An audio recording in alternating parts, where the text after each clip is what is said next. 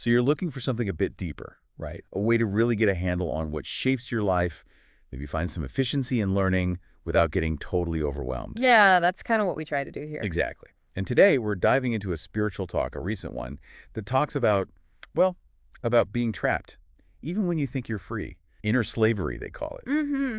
Those negative habits, attachments. Right.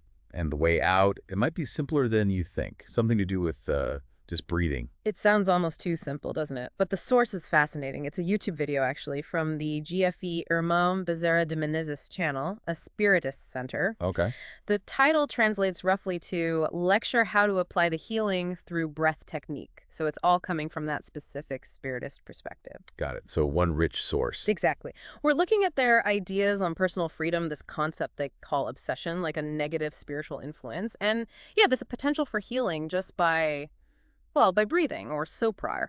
And the goal is to pull out those key ideas, connect them to, your everyday life, no matter what perspectives you usually bring to the table. That's the plan. See how these concepts might land for you. Okay, let's start with those enduring chains. The speaker in the video, they kick things off talking about the historical abolition of, actual physical slavery. It's a huge moment, obviously. Right.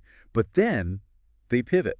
They suggest that maybe we're often still captive, not by literal chains, but Internally. yeah, by our habits, the mistakes we replay in our heads, things we just can't seem to let go of. It really does make you think about what freedom truly means. It really does. And if you think about personal growth generally, it chaps right into that struggle for self-mastery, doesn't it? The speaker positions spiritist doctrine here as like a framework, a way to understand these inner chains and ultimately find a way to break them. Which connects to the desire you might have, Yeah. To understand yourself on a deeper level, Yeah. get past your own hurdles. Exactly. Then the talk moves to breath. Breathing. Something so basic we barely notice it. Right. But the speaker points out its significance. Air. That first gasp when we're born, the last sigh when we leave. It's profound when you actually stop and consider it. And the speaker adds another layer. They connect breathing to the spiritist idea of life not just being this one shot. Ah, okay. Continuous evolution. That's the idea, a journey beyond this lifetime, which, offers a different kind of hope, a bigger picture for the struggles we face now. Right. And they suggest that being too caught up in the material world can actually kind of obscure this spiritual reality. It makes it harder to understand why we face certain difficulties. I see. So Spiritism, from this view, offers answers, a way to find meaning in those struggles, which is maybe something you're looking for. Precisely. It aims to provide that deeper understanding. Okay, this is interesting. Earth described as a universal school. Yeah, a place to learn, basically, to correct mistakes from the past. So like karma, they mention plantili colita. Exactly. Planting and harvesting, cause and effect, the law of responsibility. But crucially, it's not just presented as like doom and gloom. Oh, how so? It's framed as empowering. Even while you're dealing with the harvest from past actions, you're also planting the seeds for the future. You have agency. Ah, okay. So it's not just fate, it's opportunity, even within the consequences. That's the empowering angle they take. This law of responsibility, they say it's inexorable, unavoidable. But our struggles aren't just punishment, they're lessons. Opportunities for growth. Understanding the why can be a powerful motivator, Definitely. Okay, now, obsession. This sounds intense.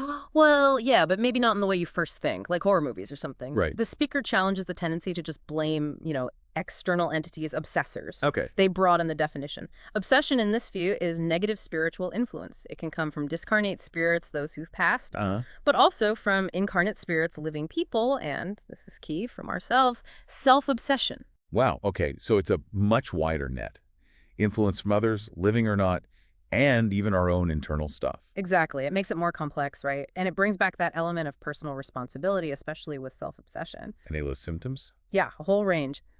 Sadness, anxiety, fear, fatigue, negative thoughts, irritability, poor concentration, sleep issues, even physical aches like headaches or neck pain.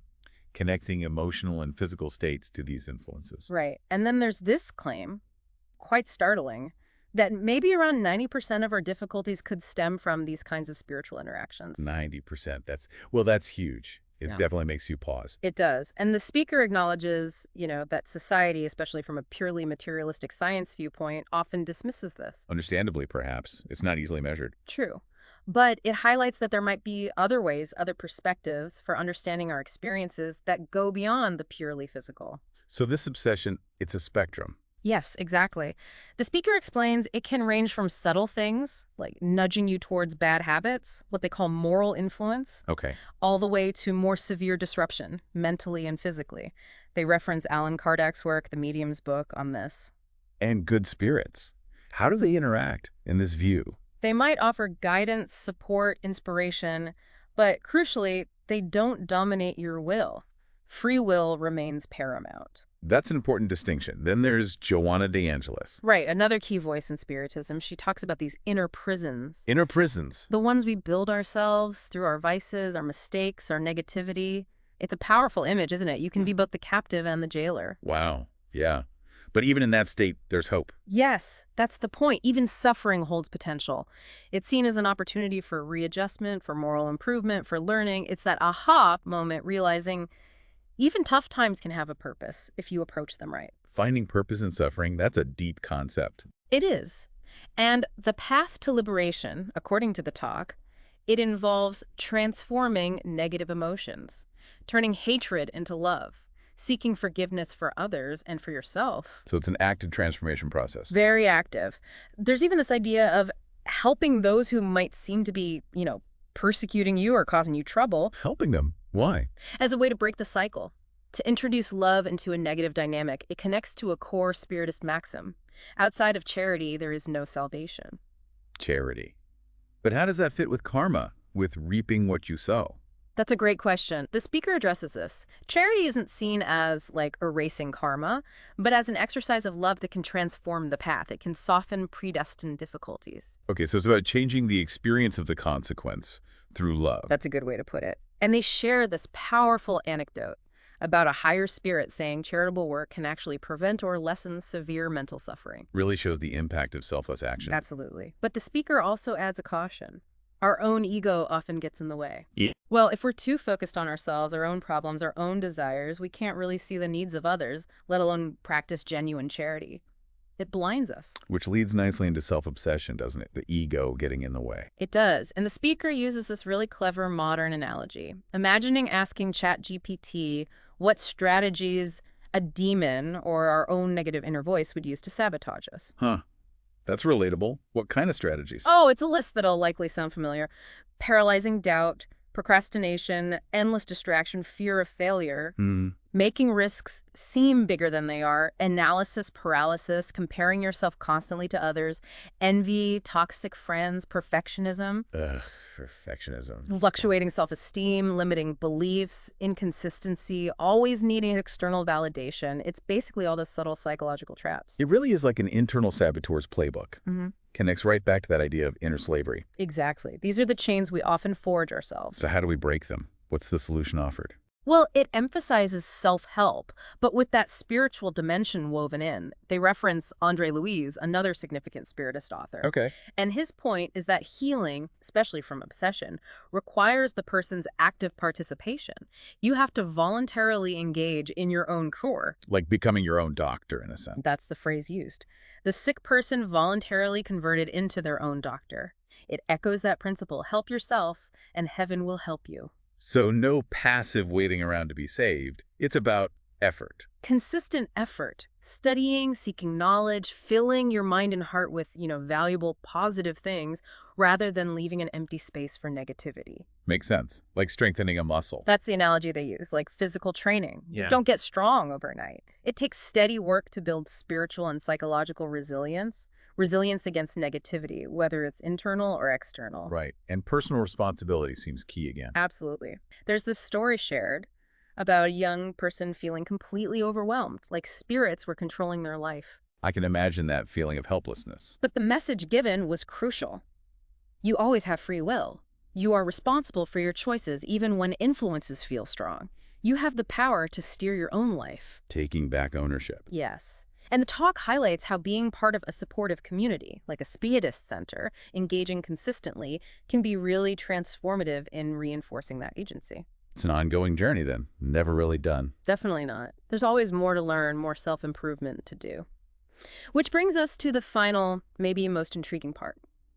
This sopro, the healing breath. Yes, cura pelo sopro, healing through breath. Tell me more.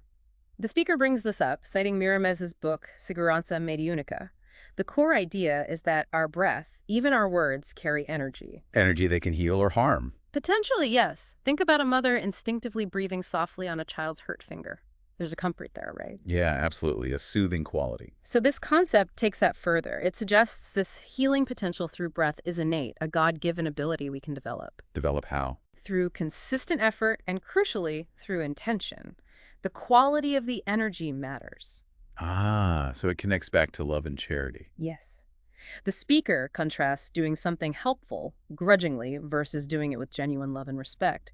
The intention changes the energy, the effect. That makes sense. And there's this poignant line, we hurt a lot, now we have to heal a lot. It connects our own need for healing with our potential to help heal others. They also encourage finding restoration in nature, being mindful of the divine breeze. So this isn't entirely new, this breath healing. Apparently not.